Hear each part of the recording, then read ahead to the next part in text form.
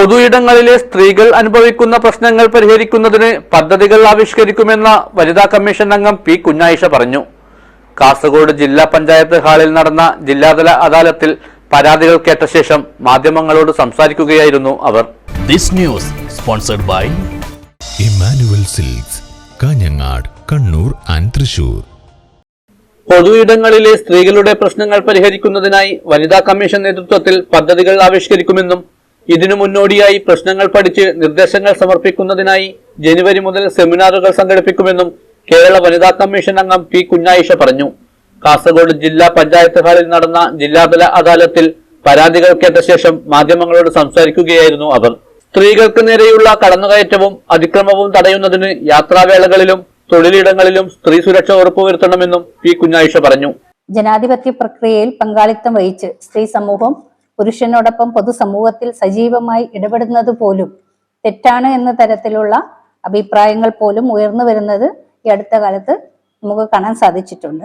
സമൂഹത്തിൽ പുരുഷന് തുല്യമായ അഭിപ്രായങ്ങൾ പ്രകടിപ്പിക്കുന്നതിനും ഇടപെടുന്നതിനും രാജ്യത്ത് നിലനിൽക്കുന്ന നിയമവ്യവസ്ഥ സ്ത്രീക്ക് നൽകുന്ന സ്വാതന്ത്ര്യം സമൂഹത്തിൽ എല്ലാവരും തിരിച്ചറിയേണ്ടതാണ്.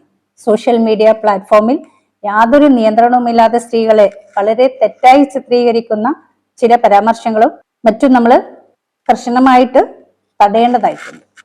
അതുപോലെ തന്നെ നമുക്കറിയാം, നിയമപരമായിട്ടുള്ള ഇത്തരം കുറ്റകൃത്യങ്ങളിൽ ഏർപ്പെടുന്നവർ സാങ്കേതിക കാരണങ്ങളുടെ പുറത്ത് രക്ഷപ്പെട്ടു പോകുന്നതും തടയേണ്ടതായിട്ടുണ്ട്.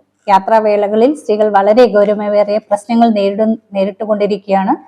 ശാരീരികവും ഭൗതികവുമായ പല പ്രശ്നങ്ങളും ഇത്തരം സന്ദർഭങ്ങളിൽ അവർ നേരിടുന്നു. ശൗചാലയങ്ങളുടെയും മറ്റു പരിമിതികളും വരെ നമ്മുടെ സ്ത്രീകളെ വളരെയധികം ബാധിക്കുന്നുണ്ട്. അത്തരം പ്രശ്നങ്ങൾ പരിഹരിക്കുന്നതിന് ഗൗരവത്തിലുള്ള സാമൂഹികവും ഭരണപരവുമായ ഇടപെടലുകൾ ആവശ്യമാണ്. പൊതുയിടങ്ങളിൽ സ്ത്രീകൾ നേരിടുന്ന പ്രശ്നം പഠിച്ച് നിർദ്ദേശങ്ങൾ സമർപ്പിക്കുന്നതിന് വനിതാ കമ്മീഷന്റെ നേതൃത്വത്തിൽ ചില പദ്ധതികൾ രൂപപ്പെടുത്തി നടപ്പിലാക്കാൻ തീരുമാനിച്ചിട്ടുണ്ട്. പൊതുയിടങ്ങളിൽ സ്ത്രീകൾ ധൈര്യപൂർവ്വം ഇടപെടുന്നത് തടയുക, തുല്യത നടത്തിവരുന്നത് തടയുക, ജനാധിപത്യ പ്രക്രിയയിൽ പങ്കാളികളാവുന്നത് തടയുക എന്നീ ലക്ഷ്യങ്ങൾ മുൻനിർത്തി അരാജകത്വ ശക്തികൾ സോഷ്യൽ മീഡിയ പ്ലാറ്റ്ഫോമിൽ അടക്കം സ്ത്രീകളെ കുറ്റക്കാരായി ചിത്രീകരിക്കുന്നു. നിയമപരമായ ഇത്തരം കുറ്റകൃത്യങ്ങൾ നടത്തുന്നവർ സാങ്കേതിക കാര്യങ്ങളിലെ പഴുതുകൾ കാരണം രക്ഷപ്പെടുന്നു. ഇത്തരം പ്രവണതകളെ പ്രതിരോധിക്കണമെന്നും അവർ പറഞ്ഞു.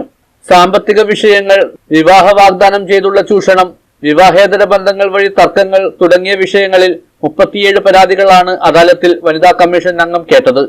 ഇതിൽ 7 പരാതികൾ തീർപ്പാക്കി. 5 പരാതികളിൽ പോലീസിന്റെയും 3 പരാതികളിൽ ജാഗ്രതാ സമിതിയുടെയും റിപ്പോർട്ട് ആവശ്യപ്പെട്ടു. ഒരു കേസ് ജില്ലാ ലീഗൽ സർവീസ് അതോറിറ്റിക്ക് കൈമാറി. പുതിയൊരു പരാതി കൂടി അദാലത്തിൽ ലഭിച്ചു. 21 പരാതികൾ അടുത്ത സിറ്റിംഗിലേക്ക് മാറ്റി.